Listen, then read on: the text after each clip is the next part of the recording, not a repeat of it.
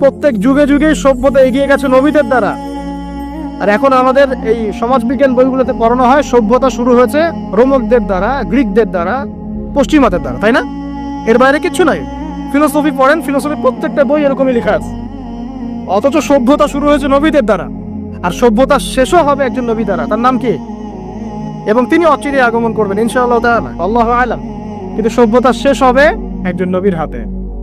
তো যাই হোক, এই প্রতিটা কথা, যেমন আল্লাহ বলতে কেউ নাই, বা আল্লাহর সাথে আরো ইলাহ আছে নাউজুবিল্লাহ, বা পৃথিবী মহাবিশ্ব আল্লাহ সৃষ্টি করেন নাই, বিগ ব্যাং থেকে সৃষ্টি, যেগুলো চিন্তাগত শিরক।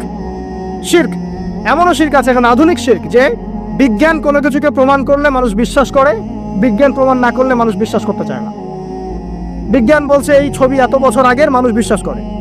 কারণ আল্লাহ পাক বলছেন যে এরকম কোটি কোটি বছর আগে মানুষ বলতে কিছুই ছিল না, মানুষের অস্তিত্বই ছিল না। পরে মানুষকে আল্লাহ পাক সৃষ্টি করলেন, হ্যাঁ, তারপর নাম শেখালেন, জান্নাতে রাখলেন, পরে সেখানে পরীক্ষা নেওয়া হলো, দুনিয়াতে পাঠালেন। মানুষ বিশ্বাস করতে চায় না। বিজ্ঞান যদি বলে যে জান্নাত বলে কিছু আছে, মানুষ বিশ্বাস করবে। হ্যাঁ, নাসা যদি বলে জাহান্নাম বলতে কিছু আছে, মানুষ বিশ্বাস করবে। কোরআনে বলা আছে জান্নাত জাহান্নামের কথা, মানুষ বিশ্বাস করতে চায় না। নাস্তিকরা বলে এগুলো মৌলবাদী কথাবার্তা। ধর্মান্ধ নাকি আপনার? ধর্মান্ধ নতুন শব্দ এসেছে। অন্ধভাবেই ধর্ম পালন করতে হয়। ধর্ম কে নাজিল করেছেন? আল্লাহ পাক। আমি কি আল্লাহর চাইতে বেশি বুঝি?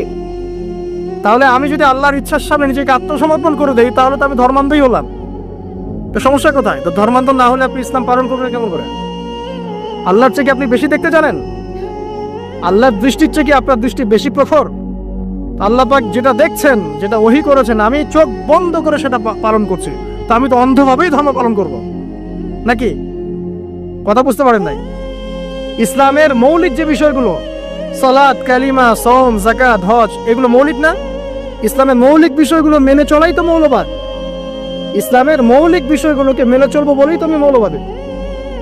আর যদি মৌলিক বিষয় না মানেন, নামাজ মানি না, কালিমা মানি না, যাকাত মানি না, তাহলে আপনি তো ইসলাম মুসলিম থাকছেন না। তাহলে মুসলিম হতে হলে তো আপনাকে মৌলবাদী হতেই হচ্ছে। কোন শব্দকে কিভাবে তাবিল করে আল্লাহ ভালো জানেন। তো কোরআন এবং সুন্নাহ অন্ধভাবেই মানতে হবে।